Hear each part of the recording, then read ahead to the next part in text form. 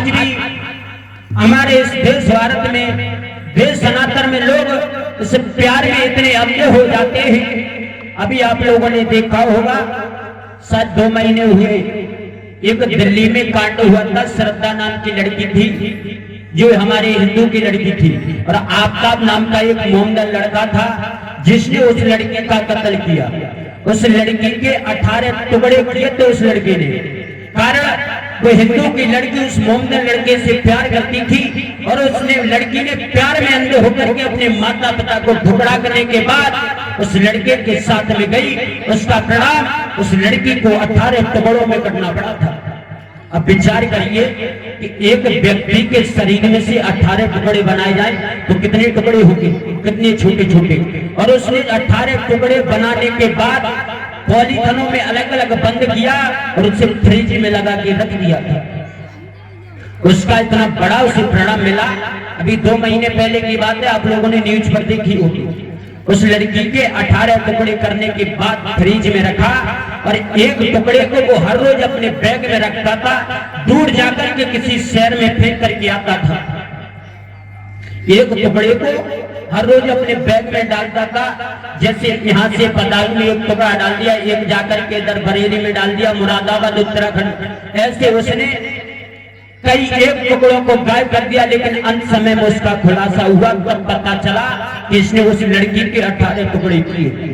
तो हमारा उन माता पिताओं से, उन बुजुर्गों से हाथ जोड़ करके निवेदन है कि अपनी औलाद को, अपने पुत्र या अपनी पुत्री को वो शिक्षा दे कि आने वाले समय में ऐसा कभी हश्र न हो। आजकल कुछ युवा लोग ऐसे हो जाते हैं हमारे भाई, जो अपने माता पिता की बात को नहीं मानते हैं। अपनी माता पिता की यदि बात जो बच्चा नहीं मानता है, उसका अंत समय में ऐसा ही हश्र होता है। उस लड़की की गलती ये थी, एक तो उसने अपने धर्म को छोड़ा, और दूसरा उसने अपने माता पिता को लात मार दी थी।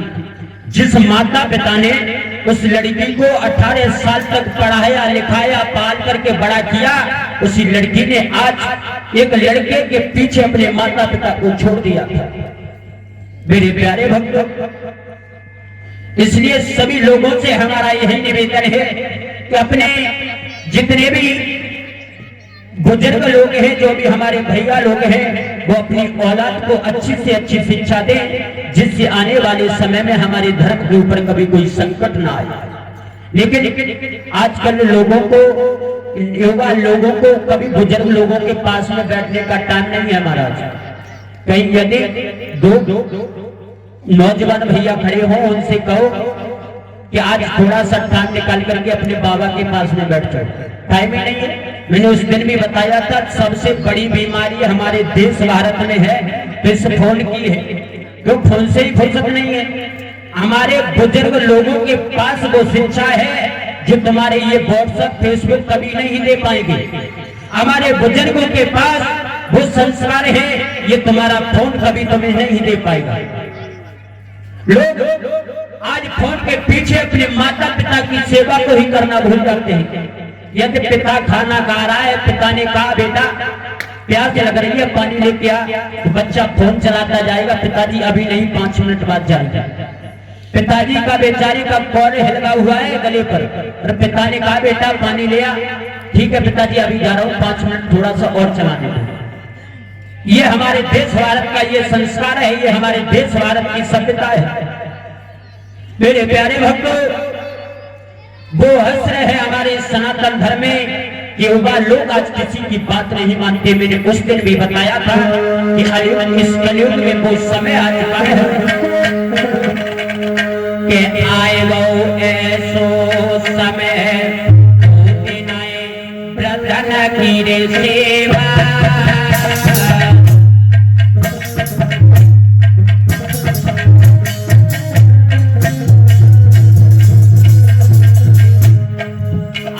कलयुग में वो समय आ गया है, कोई पुत्र कोई पुत्री अपने बूढ़े माता पिता की सेवा नहीं करना चाहती है।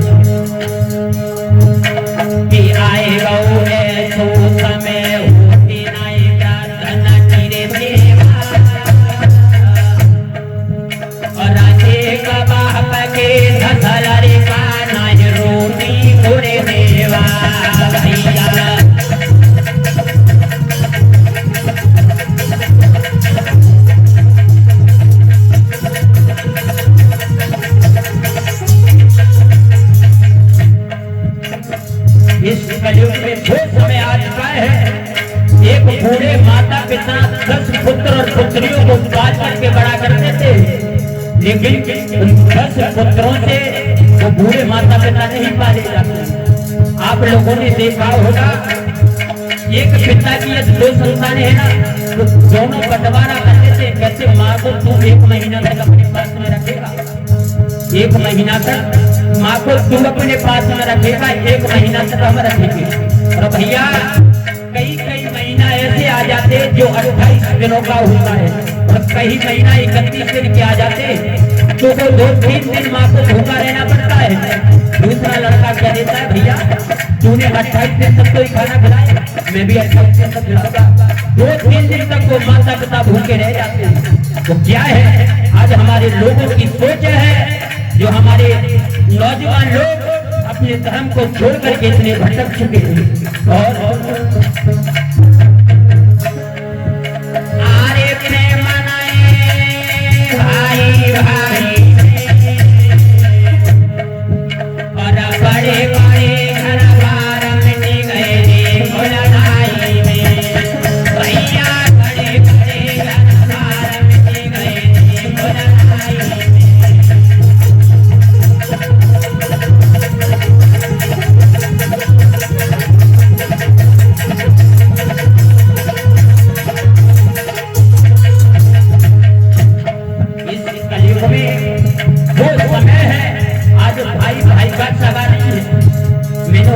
बताया था कि भाई भाई के प्राणों का हत्यारा बना बैठा है इस कलयुग में।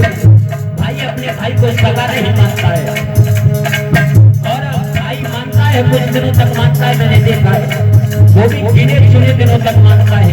कब तक मानता है महाराज पता है? जब तक लड़के की शादी न हो तब तक भैया को खूब मानता है कि भैया ये बात, भैया वो बात। जैसे ही शादी हो जाती है ना, उसके बाद पता नहीं ये माता बहन कौन सी पढ़ाई करके आती है, उस लड़के को 1 या 2 रात में ऐसी पढ़ाई पढ़ा देती है जो भाई भाई को अलग कर देती है। आप लोगों ने देखा होगा, भाई भाई में शादी होने से पहले, शादी नहीं होती है उससे पहले बड़ा प्यार होता है, भाई भाई एक ही थाली में खा लेते हैं। लेकिन शादी होने के बाद एक कमरे में 2 दीवार लग जाती है, एक बच्चा इधर रहता है, एक इधर रहता है।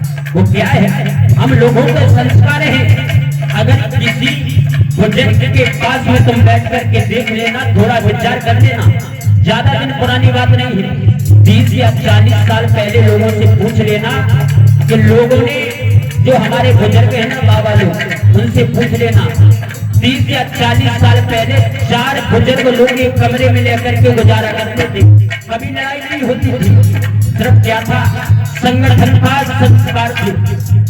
हर एक व्यक्ति एक चौपाल पर 40 साल पहले बैठता था, लेकिन आज कोई किसी की आंखों के सामने नहीं आता है। एक इस कोने में 4 पाई पर डला है, में तो दूसरा उस 4 पाई पर डला है, एक दूसरे से बोल ही नहीं रहा है। ये है क्या? हमारे संस्कार। लोग आज अपने संस्कारों को भूल गए हैं। और मैंने अभी बताया था कि संस्कार कहाँ से मिलते हैं? संस्कार हमारे बूढ़े माता पिताओं से मिलते हैं। संस्कार ऐसी कोई पढ़ाई नहीं है जो विद्यालय में पढ़ाई जाए। संस्कार वो कोई पढ़ाई नहीं है जो तुम्हारे फोन में फेसबुक, व्हाट्सएप, इंस्टाग्राम पर मिल जाए। वो संस्कार वो हमारे बूढ़े माता पिता से ही मिलते हैं। लोग बूढ़े माता पिता के पास बैठने का टाइम नहीं निकालते। संस्कार आए तो कहाँ से आए? वही बात आ जाती है कि फोन से फुर्सत हो तब तो बूढ़े माता पिता के पास में बैठेंगे।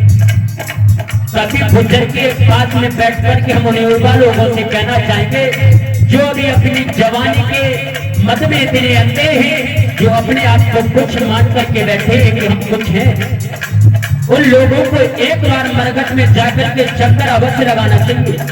क्यों? पता नहीं तुमसे पहले कितने बड़े बड़े विद्वान आए, कितने बड़े बड़े धनवान आए, लेकिन उनको भी एक मुट्ठी राग के जाना पड़ा था। फिर पता नहीं क्यों व्यक्ति इस अंधभक्त संसार में फंसा हुआ है। मेरे प्यारे भक्तों, सिर्फ हमारे संस्कार हमें ये ज्ञात कराते हैं कि हमें कैसा कर्म करना चाहिए। ये भागवत यही बताती है हमें संस्कार कैसे करना चाहिए। किन राजाओं ने क्या संस्कार किए थे, तब उनका क्या हल हुआ था। उन फिल्मों में हीरो हीरोइन की तरह तुम बातों, लेकिन हमारे भगवान जैसे विचार नहीं कर सकते हो। आजकल फैशन भी ऐसी हो गई है महाराज, आपने देखी है, इधर से हाईवे निकल गया, इधर से भी हाईवे निकल गया, ऊपर से फ्लाईओवर निकल गया, मतलब दोनों तरफ की गाय, बीच में बाल कटे। उस कटिंग की शायद कीमत होगी कम से कम 150-200 रुपया बताई जाती है। उस कटिंग की कीमत क्या ही हमारे संस्कार, हमारे तुम्हारे बुजुर्ग माता पिता ने कभी ये कटिंग देखी थी क्या महाराज? आपने 30 साल पहले ये कटिंग देखी थी? नहीं देखी थी। आज फैशन के